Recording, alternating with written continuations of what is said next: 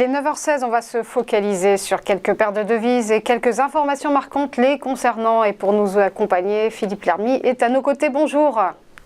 Bonjour Roselyne. Vous êtes trader, formateur et ancien chef trader d'une banque centrale. Et on va d'abord se concentrer sur ce qui va animer les marchés cette semaine, à commencer par l'indice de confiance des consommateurs américains. Et il s'agit d'un indice qui pourrait confirmer l'optimisme des consommateurs. Oui, cet indice est attendu donc en hausse, alors 103,5, 104 suivant les consensus, contre 102,3 le mois dernier. Donc un rebond est attendu après celui donc, qui a été observé avec le sondage de l'Université du Michigan et comment la stagnation justement de cet indice de confiance des consommateurs depuis le début de l'année. Alors, ce qui est surprenant, enfin ce qui me surprend, je dirais, c'est que bien qu'il ait remonté depuis le plus fort de la pandémie, ce chiffre reste bas dans l'absolu, car il évoluait aux alentours de 130 avant Covid et alors que l'économie américaine n'est pas non plus donc, dans une situation catastrophique, loin de là. On enchaîne avec la réunion des banquiers centraux à Sintra. Il s'agit d'un grand forum sous le soleil dans cette station balnéaire portugaise pour probablement peu d'effets sur les marchés. Oui, alors ce forum annuel réunit les plus grands banquiers centraux de la planète ainsi que des chercheurs en économie et donc il commence dès ce soir. Donc il y aura plusieurs conférences et la première qu'il faudrait quand même surveiller, c'est celle de Madame Lagarde dès demain.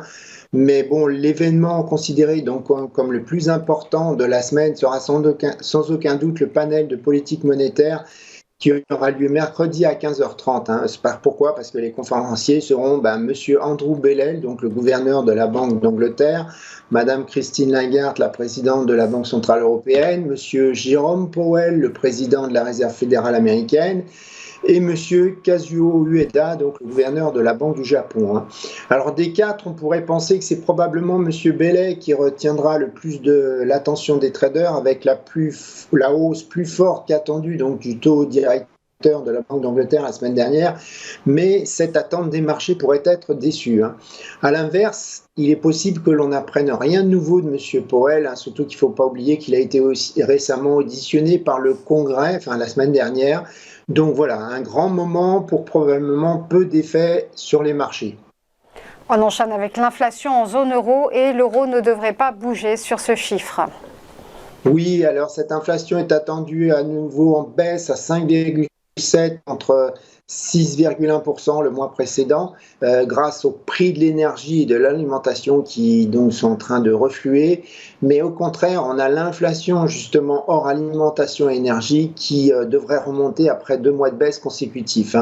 Donc on a cet indice hors alimentation et énergie qui est attendu à 5,5 contre 5,3 le mois dernier. Alors, comme vous pouvez le voir sur le graphe, ce qui inquiète la BCE, ce sont les coûts du travail qui, comme au Royaume-Uni, ont fortement augmenté. Alors, il y a aussi quelque chose d'important à prendre en considération, c'est que la BCE a déjà donné le ton lors de sa dernière réunion de politique monétaire, notamment donc en révisant fortement ses prévisions d'inflation et en annonçant déjà que, je dirais, le marché pense déjà qu'il y aura déjà 2 hausses de taux de directeur à venir. Donc cette mesure d'inflation en zone euro à court terme, ça sera la dernière que pourra prendre en compte la BCE pour sa prochaine réunion. Alors en effet, l'inflation de la zone euro pour le mois de juillet sortira, malheureusement je dirais pour la BCE, 4 jours après. Il est possible qu'elle ait des infos que les traders n'auront pas. Enfin, on attendra l'indice PCE Core, c'est un indice qui est attendu stable. Oui, alors le consensus des économistes l'attend à 4,7% comme le mois dernier. Alors ce chiffre est important car c'est la mesure préférée d'inflation de la Fed. Mais il faut noter qu'ensuite, on aura encore un chiffre d'inflation qui sortira mi-juillet, donc avant la prochaine réunion de la Fed qui sera le 26 juillet. Donc le chiffre qui sortira sera celui qui est le chiffre officiel du Bureau Flévor Statistique. Alors, ce qui préoccupe la Fed, ce sont les services hors logement qui restent les plus élevés depuis la pandémie et qui ne baissent pas, comme vous voyez sur le graphe. D'ailleurs, les économistes s'attendent même à un rebond du chiffre, mais plutôt le mois prochain. Alors ce chiffre donc est un market mover, donc il est intéressant à trader.